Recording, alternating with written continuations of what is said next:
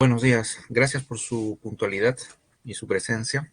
Vamos a iniciar nuestra semana número 11 con el curso de literatura. Buenos días, Andrea, Coraima, gracias por estar aquí, Gonzalo, Grecia, Díaz y Manuel que está ingresando, Lisette, Mauricio, gracias por ser tan puntuales, Sandra, Huiza y Sandra Micaela, bienvenidos. Iniciamos entonces esta reunión. Recuerden ustedes que si tienen alguna duda, alguna inquietud, ¿sí? Por favor, escriban su pregunta o su comentario a través del chat, ¿sí? En cualquier momento. ¿Ya? Yo estoy pendiente y siempre haré una pausa para comentar o responder sus preguntas. Bien, hoy día les decía, vamos a realizar, ¿sí? Una introducción, una aproximación a El mundo es ancho y ajeno, ¿sí? La novela que vamos a leer con profundidad o con mayor detalle en estas semanas que se vienen, ¿sí? Recuerden que la semana 9, esa semana donde abordamos algunos conceptos generales, es la semana que nos va a ayudar, ¿ya? Sobre todo a analizar y a comentar algunos aspectos de la obra, así que hay que tenerla presente. Pero en esta semana, repito, veremos unos puntos un tanto contextuales que nos va a permitir situarnos y acercarnos a El mundo es ancho y ajeno. Hablaremos primero del autor, ¿sí? En líneas generales, porque el objetivo es El mundo es ancho y ajeno. Entonces, todo lo que digamos lo vamos a apuntar siempre hacia el autor. Hablaremos de sus obras, de sus características narrativas, y luego ingresaremos a la novela, pero con una visión, digamos, un tanto panorámica, porque lo que vamos a ver es el argumento y los temas principales y secundarios, ¿sí? Entonces vamos a realizar repito, una revisión rápida y general de toda la obra. Ya en las siguientes semanas iremos profundizando poco a poco en los detalles de la misma, ¿sí? Muy bien, entonces ingresamos. Vamos a ver primero algunos aspectos sobre el autor, sobre Ciro Alegría, ¿sí? Eh, Recuerden que el objetivo, vuelvo a repetir, es la novela, ¿sí? El mundo es ancho y ajeno. Así que, en cuanto a la vida de Ciro Alegría, ¿sí? Cabe destacar dos aspectos que son muy importantes de señalar o de destacar. En primer lugar, ¿sí? Ciro Alegría es considerado uno de los autores más importantes dentro de la narrativa peruana en el siglo XX. Y lo es sobre todo porque su narrativa abre un nuevo camino. Y eso es lo que en gran medida vamos a ver nosotros hoy y las siguientes semanas. Y abre un gran camino debido a que propone una narrativa diferente a la que se daba hasta aquel momento. Una narrativa, digamos, muy paternalista, ¿no? Estamos hablando con respecto a la imagen del indio, ¿no? Una literatura todavía anclada, ¿no? En los modelos del siglo XIX, en un cierto romanticismo, en una cierta imagen idealizada. En cambio, la narrativa de Ciro Alegría va a proponernos una literatura mucho más moderna en ese sentido, ¿sí? Mucho más vasta y mucho más ambiciosa. Y eso en gran medida es lo que vamos a destacar a lo largo de nuestra revisión del mundo es ancho y ajeno. En gran medida, Ciro Alegría es uno de los quizá primeros, es un primer autor o es uno de los primeros autores internacionales, ¿sí? En la literatura peruana, ¿no? Sus obras ganaron múltiples concursos, ¿no? Sus novelas ganaron múltiples concursos, sobre todo el mundo es ancho y ajeno que le granjeó a él, pues, el reconocimiento internacional mundial, ¿no? En realidad. Y el otro aspecto importante que debemos de destacar en el caso de Ciro Alegría es su participación política, ¿no? Sobre todo durante la etapa de su juventud, ¿sí? Él nace en La Libertad y como norteño de aquella época intelectual se va a afiliar al partido aprista, que en esos años está, digamos, en proceso de formación, de consolidación, pero a la vez también es la etapa más turbulenta del partido aprista, ¿no? Se enfrenta a la dictadura, sufre persecuciones, encarcelamiento, sí, y todo ello también lo padeció Ciro Alegría, ¿no? Inclusive estuvo varios años en la penitenciaría de Lima, encerrado, sufrió torturas, fue también echado del Perú, ¿no? Tuvo que exiliarse, se exilió en Chile durante varios años.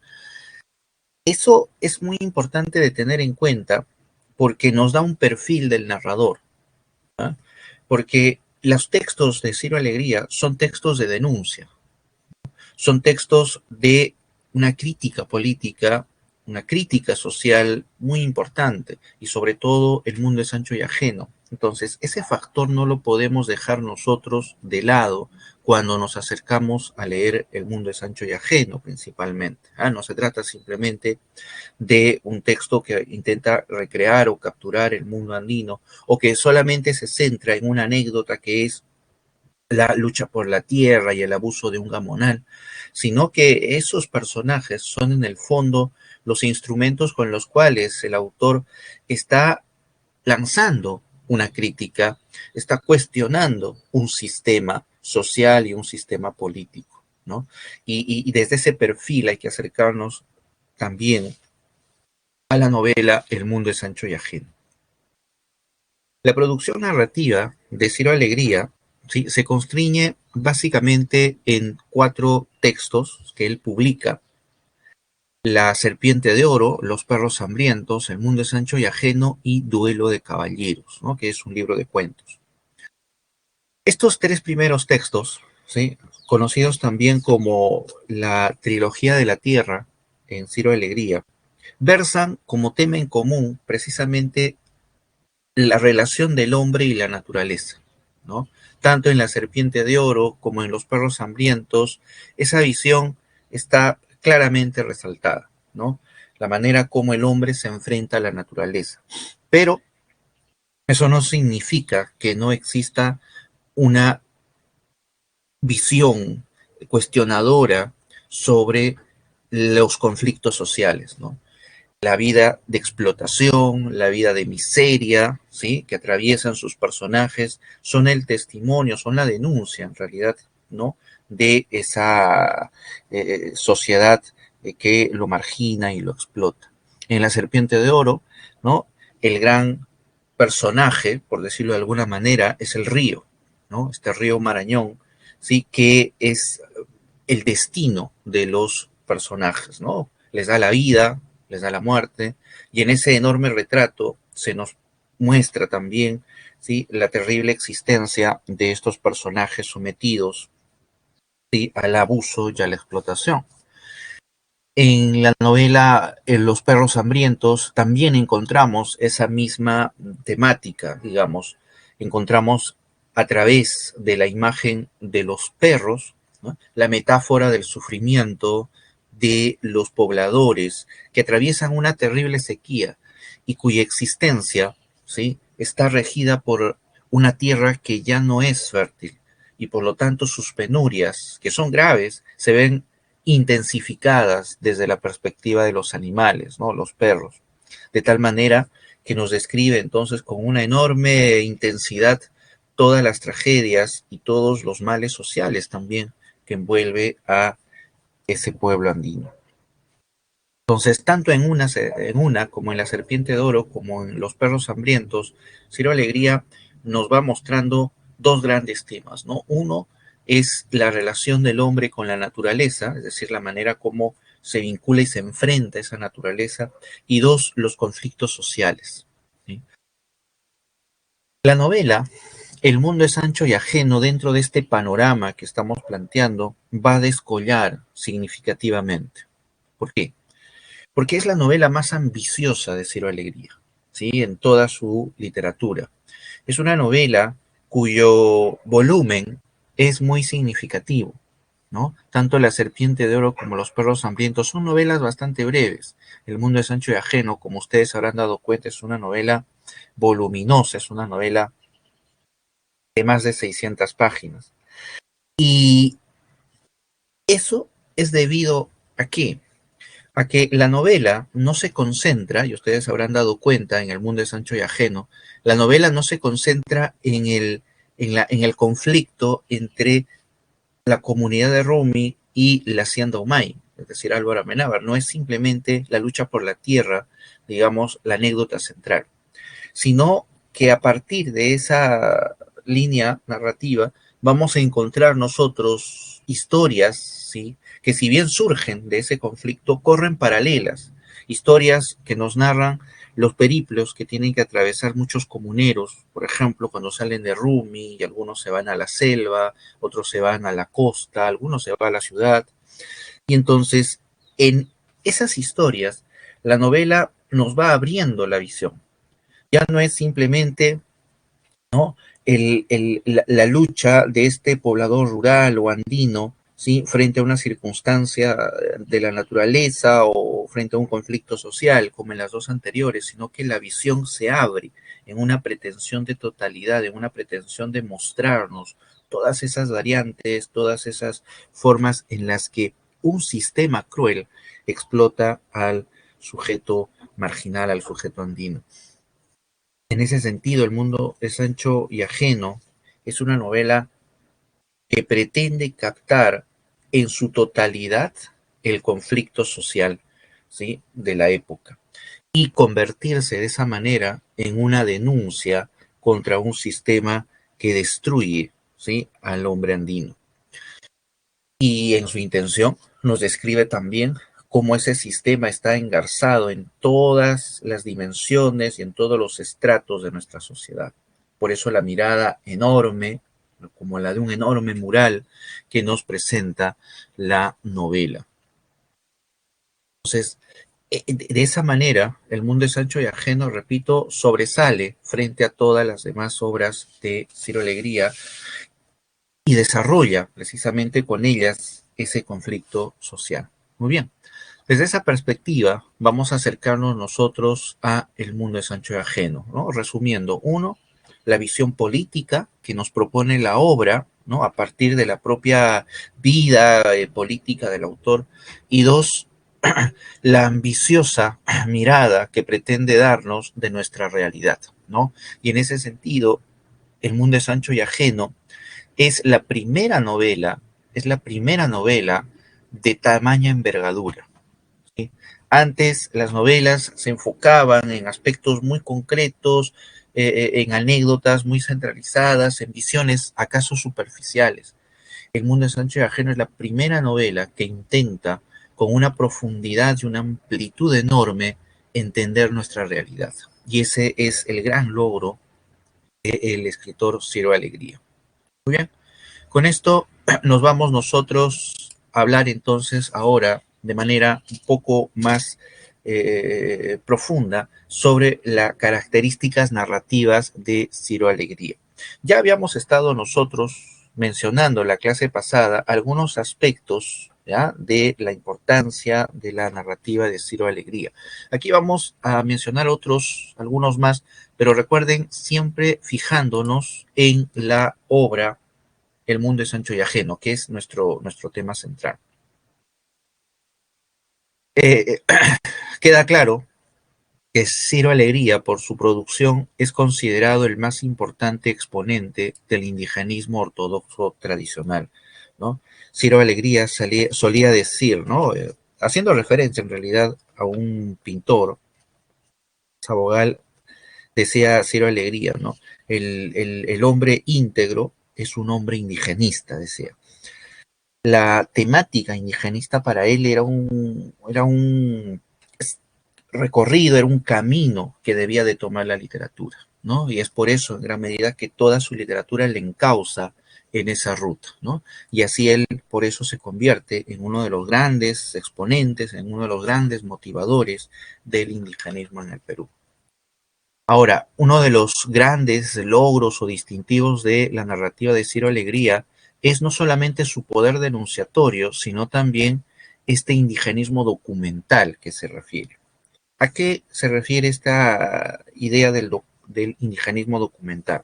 Al hecho de que la narración o las historias que nos construye Ciro Alegría, ¿sí? Está realizada sobre la base de un conocimiento bastante intenso de esa realidad.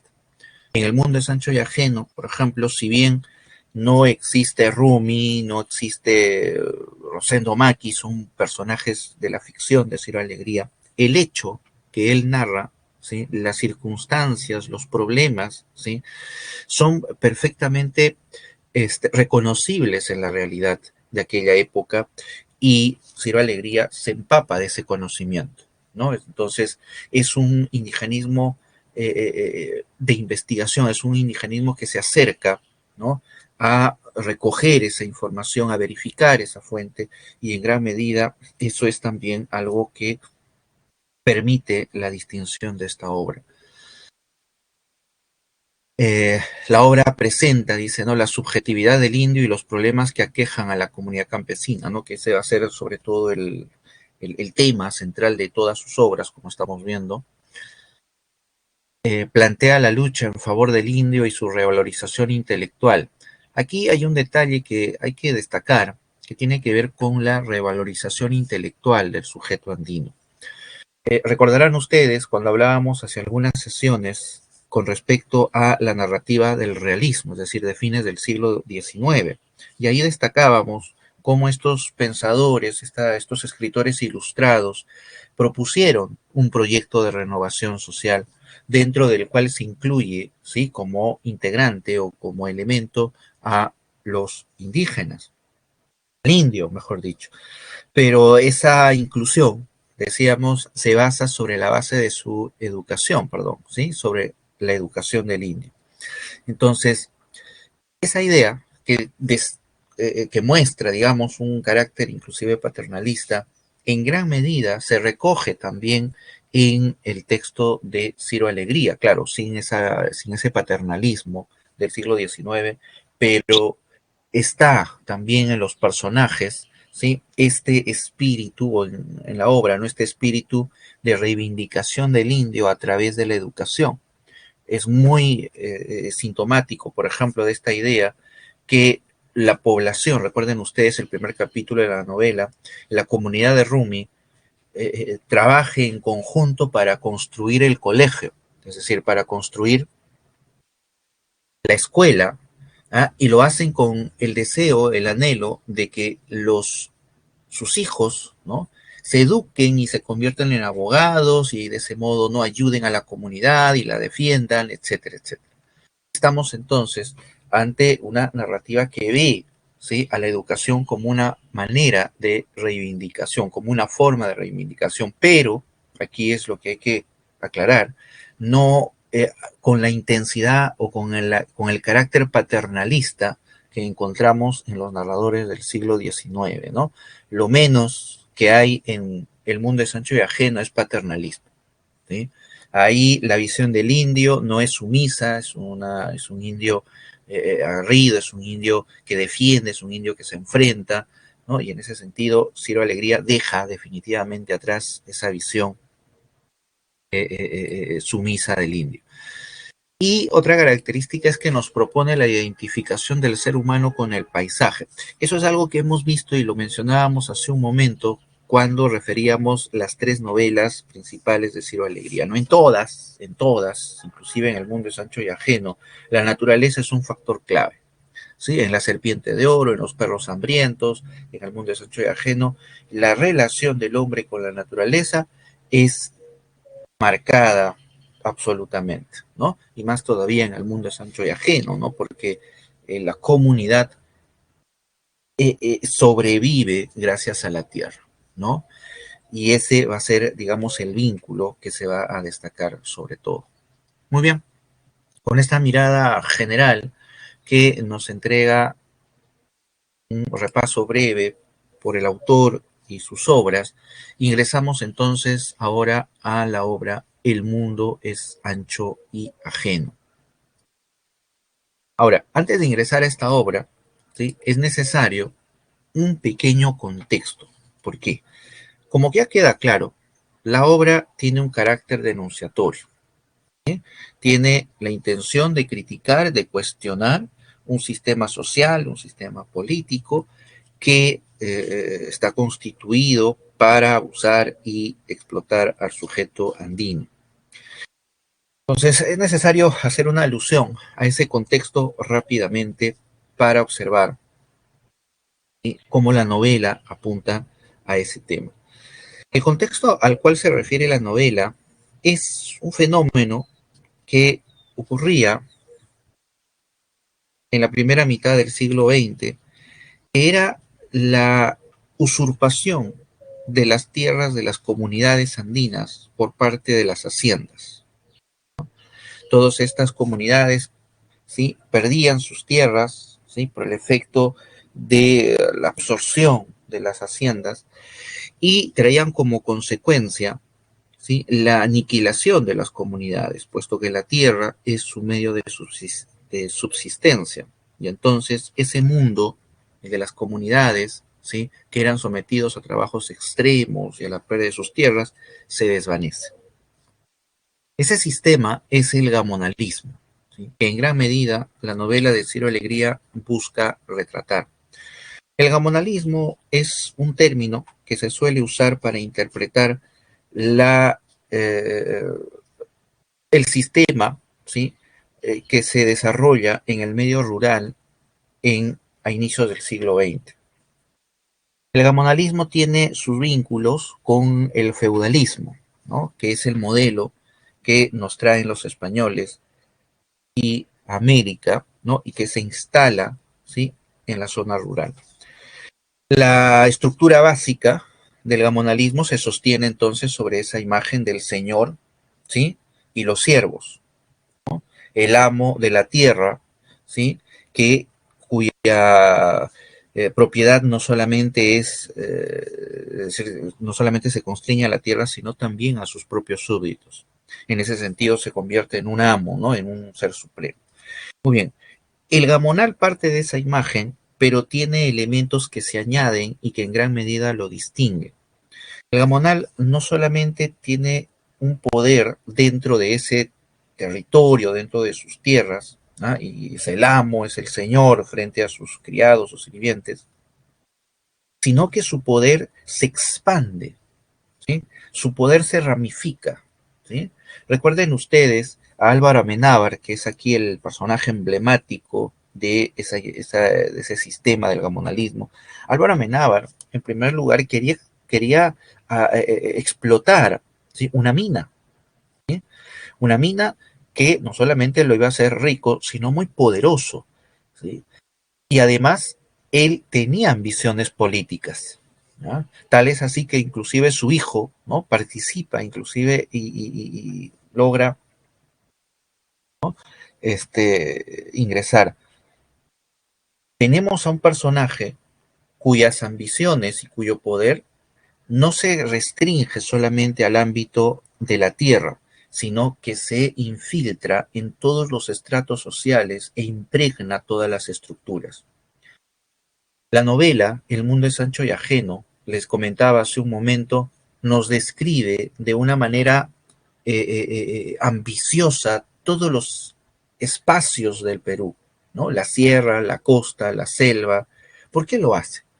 Lo hace precisamente porque quiere demostrarnos que el problema que sufre la comunidad de Rumi no es un problema incidental, no es un problema que solamente concierne a la comunidad, no, sino que se trata de un problema nacional, se trata de un problema que se presenta en todos los estratos y en todos los niveles y en todas las regiones.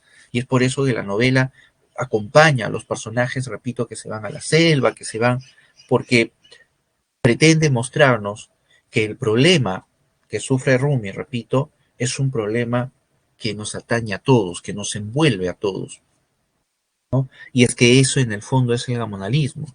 Sí, el gamonalismo no solamente, repito y termino con esto, no solamente se restringe a la tierra, sino que se abre, ¿sí?, y se ramifica y se convierte en una de las, digamos, en uno de los ejes de poder más importantes que regía en el Perú a inicios del siglo XX, ¿sí? Ahora, Entonces, ese es el gran propósito de la novela. Ahora, un pequeño comentario rapidísimo, ¿no? Ahora, claro, todo ese mundo ya no existe, ¿no? Todo ese mundo ya desapareció, ¿no? Después de 100 años, hasta aquí, hasta nuestra actualidad, ya ese mundo del gamonal, ese mundo de las comunidades, ¿no? Como Rumi, ya no existe, ¿no? O simplemente han mutado, ¿sí? Pero la esencia, ¿sí? De un sistema de explotación, de un sistema de poder absoluto, eso todavía sigue vigente en nuestra sociedad y por eso en gran medida el mundo es ancho y ajeno sigue vigente como texto denunciatorio de un sistema de opresión. Con este pequeño contexto, ¿sí? Acerquémonos nosotros a el mundo es ancho y ajeno, ¿sí? Al mundo es ancho y ajeno. Tenemos que ver ahora sí con todo este contexto algunos aspectos que tienen que ver con el argumento y los temas. Ahora, partamos del hecho de que la novela, repito, tiene un carácter político, ¿sí? Su intención es denunciar un sistema opresor. En ese sentido, el eje sobre el cual se va a desarrollar la novela es la lucha por la tierra. Ese va a ser su tema central. Va a tomar esta anécdota de la comunidad de Rumi enfrentándose al hacendado Álvaro Amenábar a favor de sus tierras, ¿no? Defendiendo sus tierras, como, repito, el eje sobre el cual se va a estructurar toda la novela y todas las historias que nos presenta en la novela. Ahora, antes de ver antes de ver el argumento con un poco de detalle, veamos cómo estos temas que hemos estado conversando se presentan y estructuran la novela, ¿ya? Con el ánimo de mostrar algunas entradas que podríamos tener cuando realicemos nuestra lectura. Hay dos conceptos que la novela contrapone, ¿ya? Contrapone. El concepto del feudalismo, ¿ya? Tradicional a través de la expresión del gamonalismo y el concepto del mundo andino, que la novela también busca describir y busca destacar. Y el concepto del mundo andino lo va a desarrollar sobre la base de la reciprocidad. Será el valor principal que la novela busca destacar del mundo andino. Cada uno de estos dos conceptos, la novela lo va a desarrollar, repito, a través de dos espacios, ¿sí? Que en la novela se contraponen, ¿no? De manera simbólica. La hacienda, ¿no? Y la comunidad andina. Tenemos por un lado la hacienda Humay, ¿no? Con Álvaro Amenábar, y por el otro la comunidad de Rubio. Entonces, cada uno de esos dos espacios representa, ¿ah? Simbólicamente, estos dos conceptos. Estos dos conceptos que, como les señalaba a ustedes, ¿no? Eh, pertenecen a una realidad ya perdida, ¿no? Pertenecen a un mundo, ¿sí? Que ya, digamos, no tiene vigencia o simplemente no existe ya en nuestra actualidad. Pero la esencia de esos dos sistemas todavía está presente y es algo que podemos observar nosotros en la composición de la obra. ¿Cómo se constituye este sistema tradicional y gamonal? Como ya lo venía explicando, el gamonal es un ser omnipotente, ¿sí? Es decir, cuyo poder es absoluto, ¿sí? Es como es como un pequeño rey dentro de sus tierras y no solamente su poder se restringe a ese ámbito, sino que se expande, ¿sí? Con un enorme poder político, económico. No se olviden, por ejemplo, que Álvaro Amenábar, ¿no? Logra atraer al ejército, por ejemplo, para enfrentarse a Rumi, ¿no? Cuando esto se revela. Entonces, ese poder absoluto que se centraliza en un solo individuo. Estamos hablando entonces de un sistema individualista, repito, que centra todo el poder, que centra todo el mundo, la visión, en la voluntad y en el deseo de ese individuo. Al otro lado, tenemos un sistema que se va a distinguir en la novela a partir de la reciprocidad, es decir, de la solidaridad, de la fraternidad, es decir, del otro. A lo largo de la novela, ¿sí?, el narrador nos va mostrando diversos aspectos del mundo de Rumi, pero el aspecto que más va a destacar es esta relación de solidaridad, repito, de reciprocidad que existe en la novela, ¿no?, que existe en la comunidad. Los comuneros construyen la escuela, de ese modo, ¿no?, alegóricamente construyen su futuro juntos. Los comuneros participan en la siembra, en la cosecha de las tierras de la comunidad. Los comuneros en conjunto defienden sus tierras. Entonces, ese concepto de reciprocidad es lo que la novela busca rescatar de ese mundo, de la comunidad, de ese mundo andino. Y en ese sentido, ¿sí?, la, estos dos espacios se van a contraponer, ¿sí? El uno, por esa imagen de individualidad, ¿sí?, donde reina el egoísmo, donde reina el abuso, la explotación del otro, y por el otro lado encontramos esta solidaridad, esta fraternidad, esta cercanía, esta empatía con el otro sujeto. Sobre la base de esas dos ideas, la novela estructura todos sus espacios, si nos damos cuenta. No solamente con el caso de la hacienda Umay y la comunidad de Rumi, sino también los otros espacios que se constituyen en la novela. Por ejemplo, tomemos como ejemplo, aunque más adelante vamos a desarrollar este punto con mayor intensidad, tomemos como ejemplo el caso de la comunidad de Munch, que es una comunidad andina también, pero que vive, digamos, en el caos, en la pobreza, a diferencia de la comunidad de Rumi, ¿sí?, que vive, digamos, en una cierta prosperidad. ¿Y a qué se debe que Muncha viva así? Hay una anécdota en la novela muy ejemplar en ese sentido. Los pobladores de Muncha no tenían agua y entonces tenían que ir a recoger de una fuente, de un puquio, el agua. Y para hacerlo tenían que formar fila, ¿no?, para ir sacando el agua poco a poco. Pero nunca faltan las personas que solo piensan en sí mismas y que tratan, ¿no?, de obtener el beneficio rápido para ellos. Entonces se burlaban de la fila, ¿no?, trataban de sacar ventaja y todos, ¿no?, como querían en el fondo lo mismo, o sea, solamente obtener su beneficio, empezó una batalla campal, terminaron al final sin el agua, ¿no? ¿Qué es lo que nos muestra, por ejemplo, esa anécdota de la comunidad de Muncha? Que su egoísmo, al final, impide su desarrollo. Algo que es totalmente contrario en la comunidad de Rumi. Su fraternidad, su solidaridad es lo que precisamente va a hacer que la comunidad prospere, ¿no? Y lo vamos a ver en varios pasajes. Esa contraposición, repito, es lo que vamos a encontrar nosotros a lo largo de la novela, ¿no? Tanto en los pasajes que nos hablen sobre la selva, ¿no?, sobre el hombre que va a recoger el caucho, el que va a la costa, inclusive a la ciudad. Ese factor es el que vamos a encontrar nosotros presente a lo largo de todos esos espacios.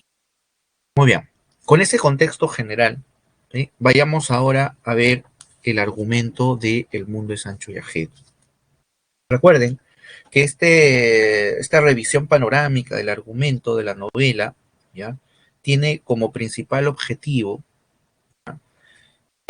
desarrollar los temas, es decir, ver los temas a través de los cuales se desarrolla esta obra. Eh, Muy bien, vamos entonces a ver rápidamente el argumento.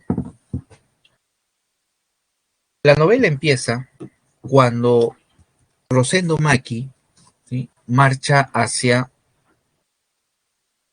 Rumi, está regresando al poblado ¿sí? Y de pronto se le atraviesa una serpiente en su camino. Es el mal augurio. Rosendo Maki teme que esa serpiente sea pues el aviso de una fatalidad. En Rumi está su esposa, está gravemente enferma y la comunidad está atravesando un juicio, ¿sí?, que el gamonal Álvaro Amenábar le ha entablado a la comunidad. Esa primera visión de la serpiente y de Rosendo es la imagen de las creencias, las supersticiones que envuelve al personaje. Y que la novela en gran medida va a ir describiendo a lo largo de sus páginas, enfatizando sobre todo, ¿no?, en los rituales, en estos aspectos de las creencias, ¿no? Pero como lo comentábamos hace algunas clases pasadas, ¿no?, la novela tiene una mirada, digamos, un tanto escéptica sobre esas creencias, sobre ese mundo, ¿no? Es algo que vamos a ver más adelante cuando describamos la naturaleza del narrador, que se va a constituir sobre todo como un personaje, o el narrador, ¿no? Se va a constituir, perdón, a través de una mirada positivista y racionalista.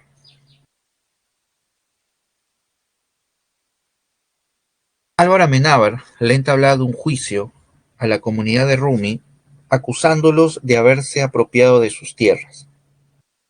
Todo es absolutamente falso, ¿no? Como ustedes saben, la ambición de Álvaro es la de tomar esas tierras y con ello tomar también a los pobladores.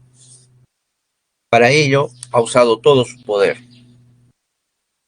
político, su poder económico, llega inclusive a sobornar a algunos comuneros, ¿no?, sobre todo de la comunidad de Munch. El gobernador, sobre todo, se alía con Álvaro Amenábar, ¿no?, y va a testificar falsamente que él sí es propietario de las tierras, etcétera, ¿no? Álvaro inclusive llega, ¿no?, a deshacerse de algunos testigos, ¿no?, que iban a ayudar a la comunidad, ¿no?, como es el caso del herrero, ¿no?, lo termina enviando a la cárcel. Y el abogado que había contratado la comunidad de Rumi, Bismarck Ruiz, al final se colude también con Álvaro Amenábar. A pesar de que Bismarck Ruiz tenía, ¿no?, digamos, un conflicto personal con Álvaro Amenábar, ¿no? Pero al final la ambición de Bismarck Ruiz, ¿sí?, y el engaño que sufre, ¿no?, lo hacen que él termine traicionando a los comuneros, ¿no?, y abandone y termine fugándose, y entonces la comunidad pierde el juicio. Hasta aquí, en este punto, se aprecia con mucha claridad este mundo de corrupción, ¿sí?, esta manipulación de las autoridades, ¿no?, y este enorme poder que tiene Álvaro Amenábar, ¿no?, para sobornar, para atormentar, para perseguir, ¿no? Y eso es lo que la novela busca mostrar, ¿sí?, a través de Álvaro Amenábar, ¿no? Cómo ese sistema, ¿sí?, se ha enraizado y ha penetrado, ¿no?, todos los estratos y todos los niveles sociales. Muy bien. Cuando la comunidad pierde sus tierras, Rumi se divide en dos. Por un lado, hay un grupo de pobladores liderados por el Fiero Vázquez que pretende enfrentarse a Álvaro Amenábar. El Fiero Vázquez es un personaje muy relevante en la novela, lo vamos a ver más adelante con mayor detalle. Es un delincuente, ¿no?, que se vuelve amigo de la comunidad y entonces los apoya. El Fiero Vázquez alienta a los comuneros para enfrentarse a Álvaro Amenábar. Pero Rosendo Maki es de otra opinión. Rosendo Maki cree que enfrentándose a Álvaro Amenábar van a terminar ellos perdiendo.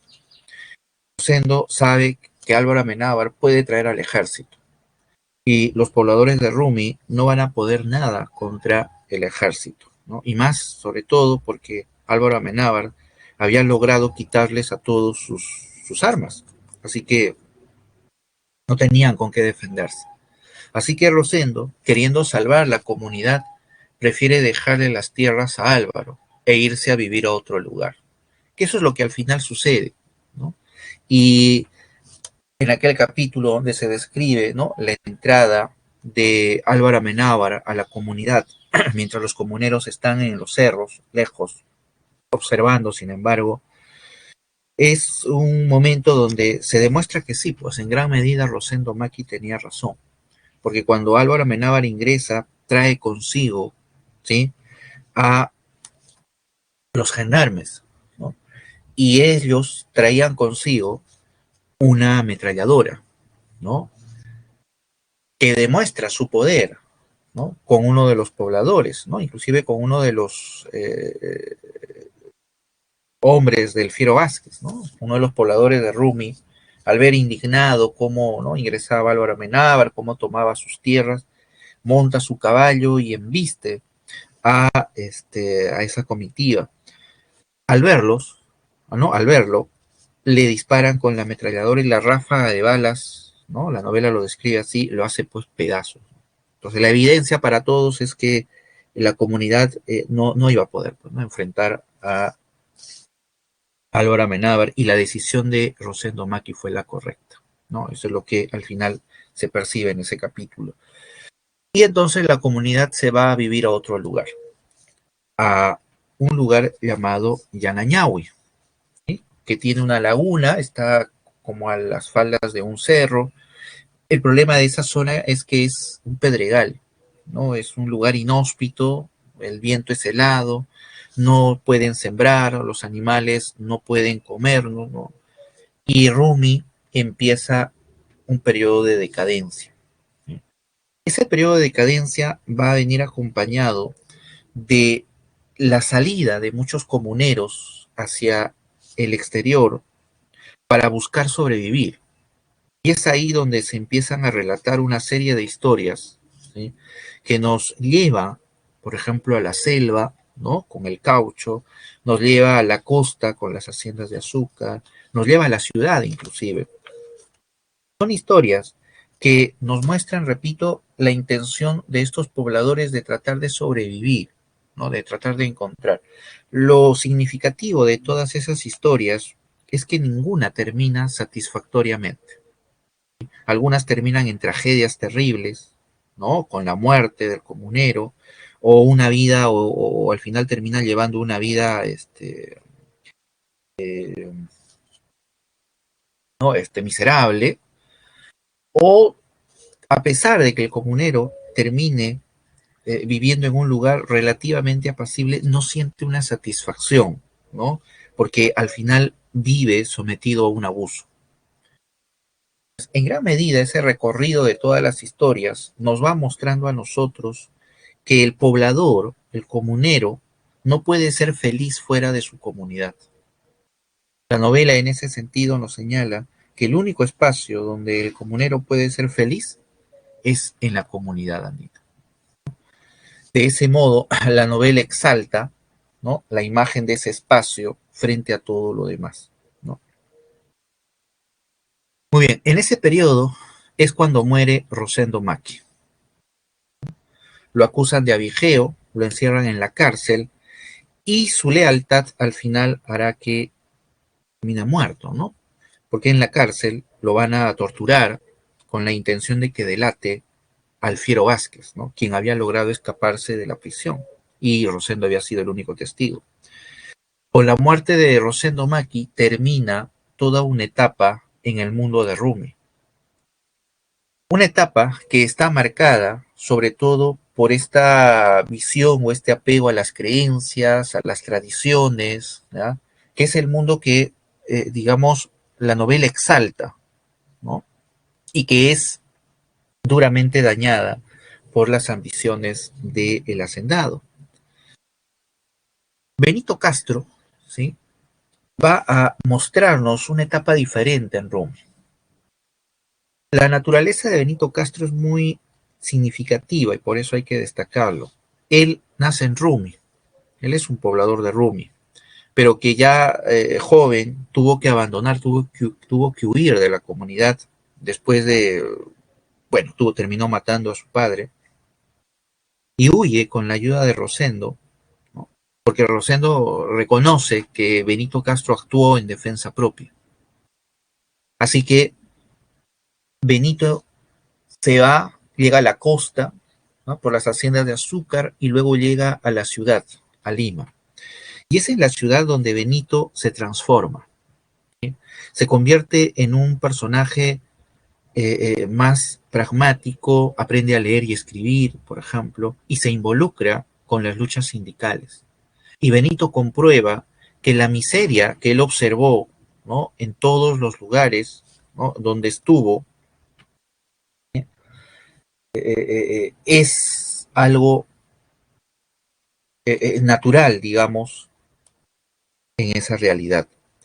Y es por eso que cuando regresa a la comunidad de Rumi, Benito se da cuenta que esa realidad también está en su comunidad, ¿no? Que era lo que le señalaba hace un momento, ¿no? La novela tiene la intención precisamente de mostrarnos, ¿sí? Esa enorme realidad para darnos a entender de que lo que le sucede a la comunidad de Rumi no es algo lejano, ¿no? No es algo que no nos envuelva, sino que forma parte de todo un sistema que explota y abusa del ser humano.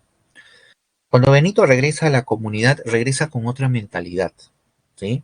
Y eso es precisamente lo que señalábamos hace un momento, ¿no? Hay una evolución intelectual en Benito. Su mirada es una mirada, digamos, más moderna, de progreso, más pragmática. Y el ejemplo fundamental de esa actitud de Benito es la de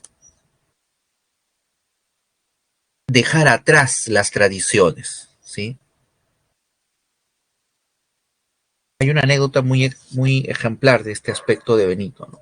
La comunidad vivía en esta zona, decíamos, agreste, y los comuneros no sembraban las tierras porque no había agua, a pesar de que tenían una laguna.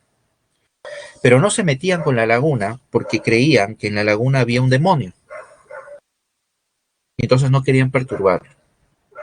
Y Benito, junto también con otros comuneros, no caen en esas creencias y deciden desaguar la laguna y con ello, ¿sí? Logran sembrar y nuevamente la tierra fructifica y Rumi vuelve a prosperar. Entonces, acá hay un cambio de perspectiva muy importante que debemos de tener nosotros en cuenta, ¿sí? A través de la imagen de Benito, ¿no? Esta idea de la prosperidad, esta idea de la modernidad, esta idea del pragmatismo, que es el que también va a mostrar Benito. Ahora, el problema es que Álvaro Amenábar vuelve a entablar un juicio a Rumi. Y ese juicio tiene los mismos argumentos, que Rumi se apropió de sus tierras, ¿no? Y gana el juicio. Cuando gana el juicio, Benito Castro ya es alcalde, pero la reacción de Benito va a ser totalmente diferente a la de Rosendo Machi.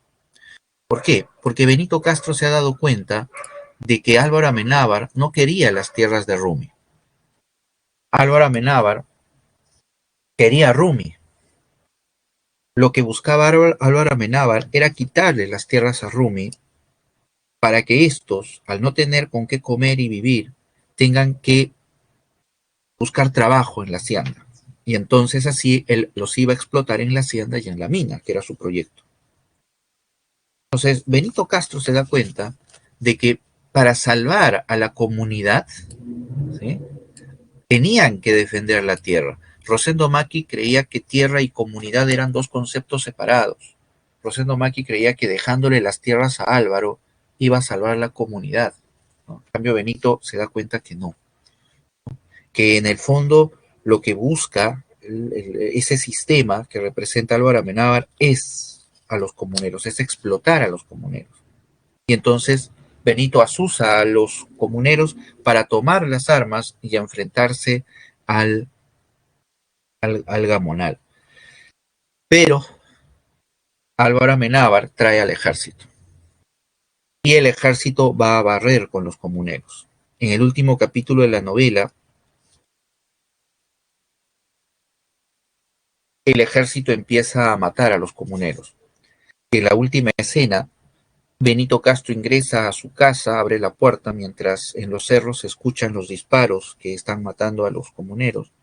Ingresa a su casa y le dice a su mujer, ¿no? Que tome a los hijos y a las demás mujeres y se vayan y busquen un lugar donde vivir.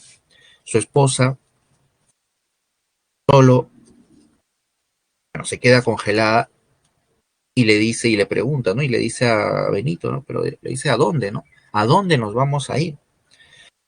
Con esa pregunta termina la novela y nos plantea también una interrogante, ¿no? A los lectores, ¿no? ¿Qué va a ser de esa comunidad?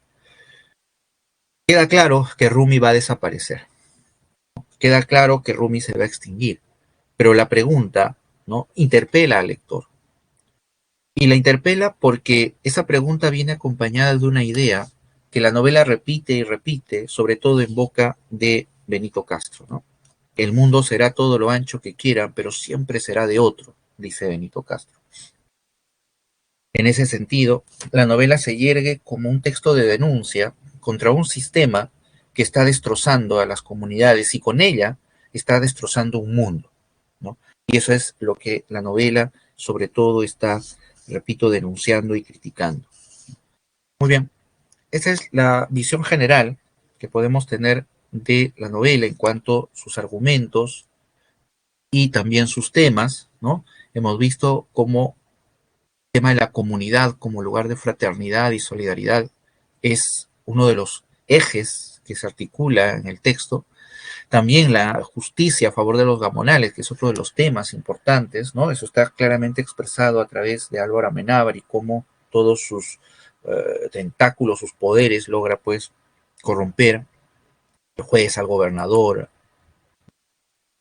La imagen de la sabiduría popular, ¿no? Que el narrador va a ir retratando, ¿no? A lo largo de varios pasajes, ¿no? Por ejemplo, en el ritual que realiza Rosendo, ¿no? Para leer la coca, ¿no? Para ver el destino. Todo eso el narrador también nos va mostrando porque trata de darnos una visión cercana de esa comunidad, de ese mundo.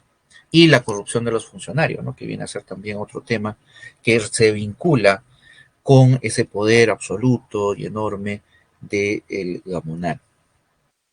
Muy bien, con esto concluimos nuestra reunión de hoy. Les presento a ustedes las claves de la semana y les pido, ya para terminar, por favor, que no olviden terminar de leer la novela. Ya la siguiente semana empezamos con la revisión, ya, de cada uno de esos aspectos. No olviden también repasar los temas de la semana 9, ¿no? Que es el que nos va a ayudar a, a este análisis. Muy bien, los dejo acá, les presento las claves y nos vemos la siguiente semana, ¿sí?